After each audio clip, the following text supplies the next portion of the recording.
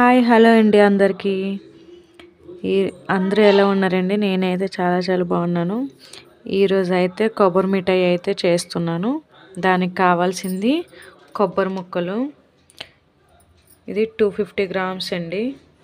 కొలతల ప్రకారంగా అయితే సన్నగా కట్ చేసుకోవాలి.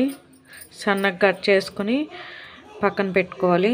తర్వాత 150 ml షుగరు, ఒక కళాయి పెట్టుకొని కొన్ని నీళ్ళు అయితే పోసుకోవాలి పాకానికి. కొన్ని నీళ్ళు పోసుకున్న తర్వాత మనం తీసుకున్న 150 ml షుగర్ అయితే అందులో వేసుకోవాలి. జిగురు పాకం వచ్చినంత వరకు కూడా చూడాలి.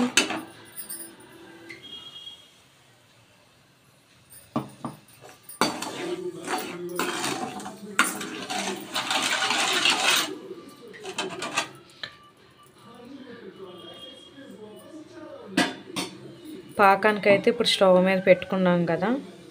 ఇప్పుడు ఒక ప్లేట్ తీసుకొని దానిలో కొంచెం ఆయిల్ పోసుకొని బాగా స్ప్రెడ్ చేసుకోవాలి. స్ప్రెడ్ చేసిన తర్వాత కొంచెం మైదా అయితే వేసుకోవాలి. వేసి బాగా కలపాలి. ఈ విధంగా అయితే ఒక ప్లేట్లో నూనె వేసుకొని బాగా స్ప్రెడ్ చేసిన తర్వాత మైదా పిండి ఒక స్పూన్ వేసుకొని బాగా స్ప్రెడ్ చేయాలి. ఇలా అయితే స్ప్రెడ్ చేసిన తర్వాత ఇప్పుడు మనం పాకం చూడాలి. పంచదార బాగా కరగబెట్టుకోవాలి. కరుగుతుంది పంచదార. బాగా తీగ పాకం రావాలండి. పాకం వచ్చినంత వరకు కూడా వేచి చూడాలి. పాకం రావడం స్టార్ట్ అయిందండి.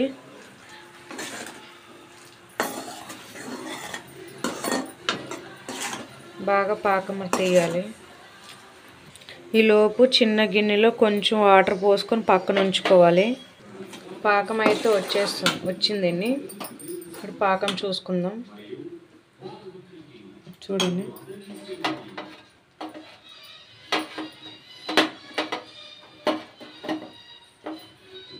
ఈ విధంగా అయితే పాకం రావాలి. ఈ విధంగా పాకం వచ్చిన తర్వాత ఈ కొబ్బరి ముక్కలను అయితే ఇప్పుడు ఇందులో వేసుకోవాలి.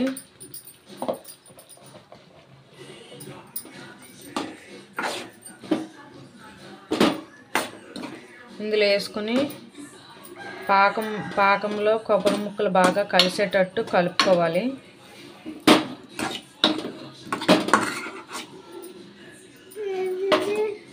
చాలా ఈజీ అండి ఈ ప్రాసెస్.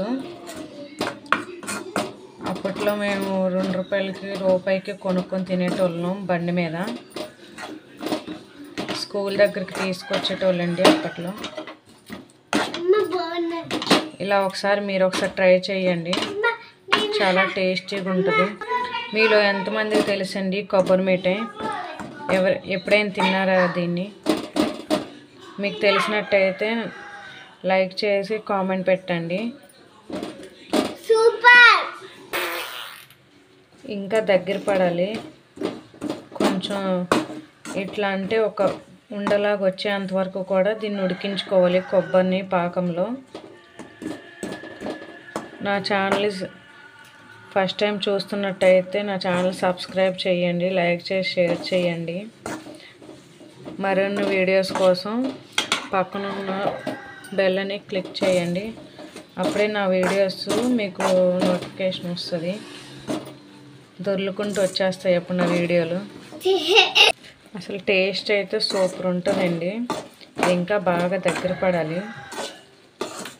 కొబ్బరి పాకంలో ఎంత బాగా ఉడికితే అంత మంచి టేస్ట్ వస్తుంది. కలుపుతూనే ఉండాలండి, ఎందుకంటే అడుగంటుతుంది పాకం.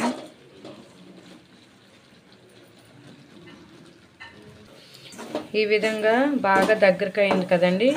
ఇప్పుడు మనం ముందుగా ప్లేట్లో నీట్గా పెట్టుకున్నాం. ఇప్పుడు ఈ ప్లేట్లోనైతే వేసుకోవాలి.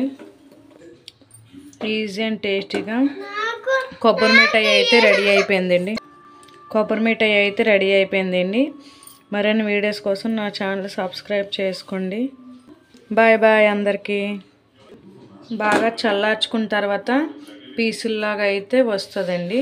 ఇదిగోండి, ఇలా చిన్న పీసుల్లాగా అయితే కట్ చేసుకోవచ్చు మనం. Okay friends.